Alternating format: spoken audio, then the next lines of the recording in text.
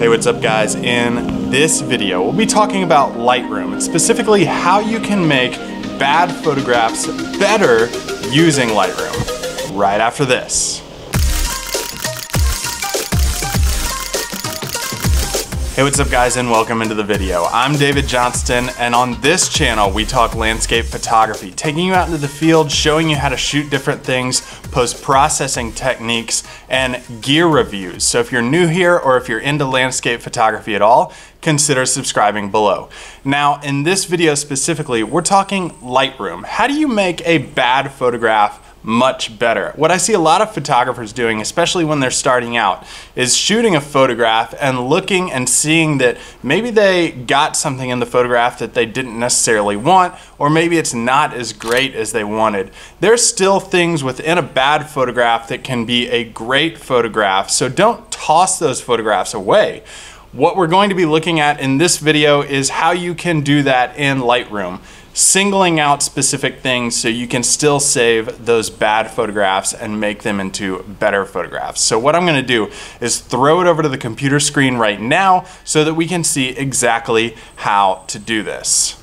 All right guys, now that we're in Lightroom, here's the photograph that we're going to be working with. Now, as you can see, there are some things in this photograph that make it a bad photograph. Number one, maybe this wasn't the best photograph to take in a landscape perspective. Maybe more of a vertical or portrait composition would have been a lot better. And there are also a couple things, like here in the bottom corner we have someone's head that's kind of hazy. Here in the bottom corner over here we have some trees that are a little bit out of focus that kind of make this maybe not the best photograph that we would have taken if we had really been paying attention in the field. Now, as I was doing this, I was hiking in the mountains in Haiti, and you know, a lot of things were going on. I was trying to get some sort of shot, but this is how it came out. It's a bad photograph, 100%. But what I want to focus on in this video is not specifically the tools that we'll be using, but they are important. But we're really going to be focusing on how you can look within a bad photograph and find good things to pull out of it, so you can kind of save this photograph and still make it a good photograph that you can keep rather than just tossing it in your recycle bin. So what we see here is we have some good elements in this photograph. Number one, we have some cool trees down here that are kind of singled out on this bottom ridge.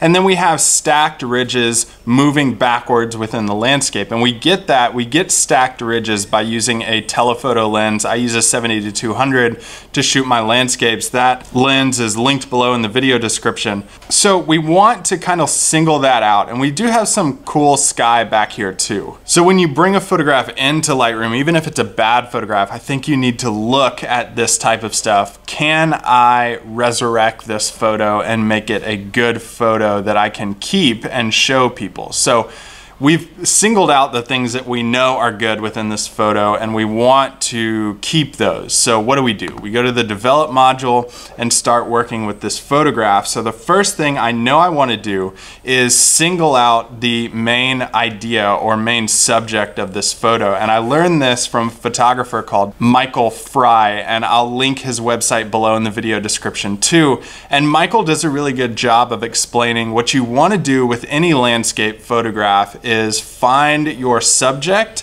and single out all the clutter, like get it out of the frame. So that's what we're gonna do. Normally you would do this in the field with multiple different shots, but this is what we do in Lightroom. So I'm gonna make this a portrait composition or vertical composition first, since that's what I said a little while ago would look best. So I'm just gonna crop this down to something like that. And I'm gonna single out the main subject of this foreground, which is these trees. And what I wanna do is kind of get it to a place where I don't have any of these out of focus trees popping in. So I'm just singling those out. I'm getting rid of them completely from the photograph. Right about there is gonna be good. And then I'm gonna hit done. And voila, we've already made this photograph a lot better just by eliminating the clutter in the photograph and kind of giving it a new life. So the next thing you can do, you have a couple different options. You can do like a custom edit on this photo, Or you can use one of my presets, which I like to just kind of scroll through and see which one might actually work. And those are linked below in the video description as well that you can download and get. But you just kind of search, like as I hover over all of these presets, I try to find one that might look really good. So we have like a color boost, hard black and white. I want to keep the color, so I'm going to stay away from black and whites. These deep blue skies, that looks pretty nice, adding a little bit of purple in there. Fall color, golden hour, and we just scroll through these and try to find one that might work best. And I think golden sunset or deep blue skies is gonna work best. I'm gonna select deep blue skies just because that gives this a little bit more power, and it subtly adds that purple shading to the photograph and doesn't take away the color from this photograph as well.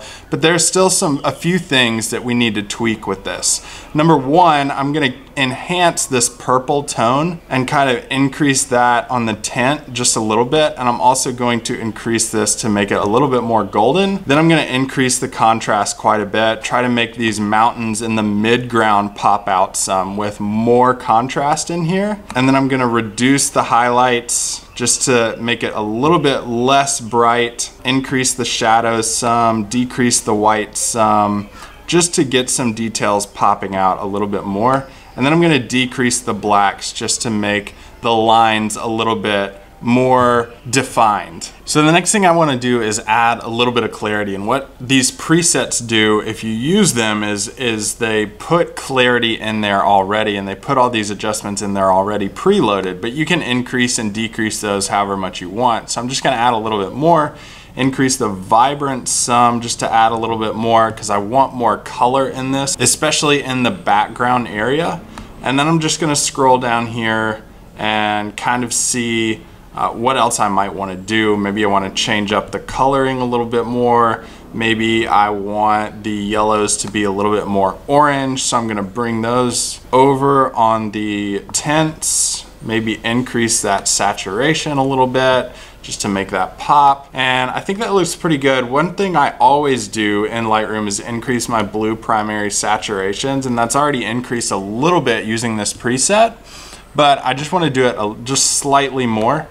And then I'm going to come all the way up, and what I want to do is add a graduated filter to the photograph so I can kind of reduce the exposure in the sky and ridges. So I'm just going to click on that, and I'm going to make sure that exposure is pulled all the way down so I can see where it is I'm putting this effect into. And you might see it and be like, whoa, that's way too much. But when you put this in, what you can do is then adjust it. So I keep it really, really low to see where it's painting in, and then I slide it up to where it looks actually realistic to the overall photograph.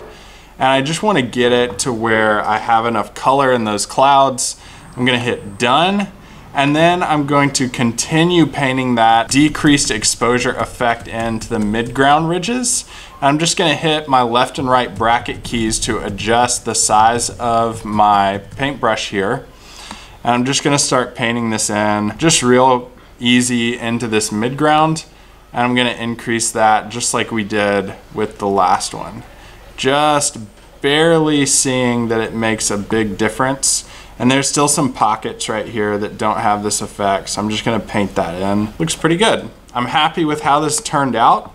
And I think that is a solid way to look at how you can make a bad photograph better. So let's look at the before and after view. I can just hit this YY before and after tab to see what this actually looked like. And keep in mind, like, this is the edited version on the right, this is the unedited version on the left, but we started with a photograph that had clutter on the left and right side, had blurry things in the composition. It looked really bad, and this is what we came out with. All right guys, that does it for this video on how you can make bad photographs better using Lightroom. If you like this video at all or you found it helpful, don't be shy, hit the thumbs up button, comment below, or if you're into landscape photography at all, consider subscribing below. Now, if you want to keep watching, that's always an option too. You can watch this playlist on more Lightroom tips for your photography, or you can watch this video that YouTube is suggesting you watch